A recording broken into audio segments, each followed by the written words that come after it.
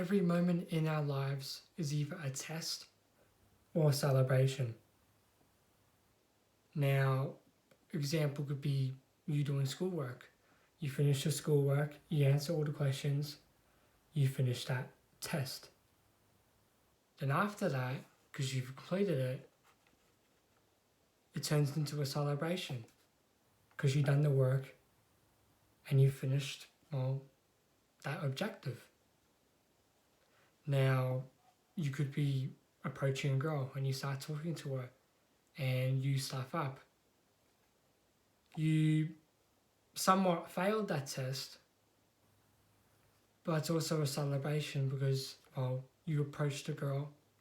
You may not have been approaching girls for a while and, you leveled up. So it's sort of a mini win for you because next time you do approach a girl, it'll be better. It's all about improving. But with what comes with that is regret or pride. Do we want regret or pride on anything that we set our eyes on? Like, think of your future self. Like in a year from now, does your future self hold regret or pride? Like, did you, you may regret not doing that schoolwork. Or I should say you do finish, you don't even do the schoolwork and you fail a test, like an actual test. Then you're like, I regret that I didn't do my schoolwork. Or for example, like this actually happened to me a week ago. I was on a train heading back home and we stopped at a station. And outside that station was a girl on a platform bench reading a book. And my head was like, my brain was like, go up to her, be interested in what she's reading and that, and just approach. Then my mind was like, no, we gotta go home, we gotta do this. Both sides of my mind were fighting, and then the train left. And I probably won't see her again. So I do regret me not being able to do that. But it was also a first sign of me of my mind actually was interested. Like my mind was actually turned on to actually approach a girl. So sort of a mini celebration there. And because if I did approach that girl and it didn't end up well, I would have had pride in that, not regret. Like another example for me is I went to this gym session for my course right now, and only 2 people came. It wasn't mandatory to go, or it wasn't compulsory, so not hardly anyone went. So it was me and 2 other girls doing this little training session with this trainer, and I taught. Originally there was 1 girl, then the second girl came half an hour late. The first girl I talked to. We had a pretty good convo. We didn't talk a lot during the session, but it was before and after we did. And I definitely knew that if I didn't talk to her, I wouldn't have created this friendship. Like, if it was me last year, I would not have approached her. My mind would have been fucked. Like, my mind would have been like, approach her, like going off and just stressing me out. And you might say, oh, hey, and I'll be some shy dickhead around her and that.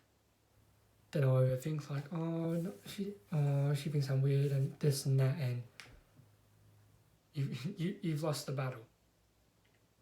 But because being on this self-improvement journey and just learning a lot, I finally had the balls to actually talk to someone, especially a girl. So we chatted. Then it was after the session, we were heading towards the same direction, so we were talking, just like, oh, where do you work, and what do you do? Yeah, just life basically. Then what's it called? Yeah, I sort of found her Insta, and we just started talking.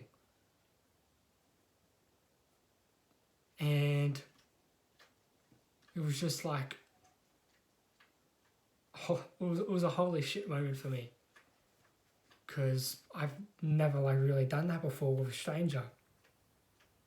So it was obviously a great learning lesson for me that I can talk to girls like this, that I can do this.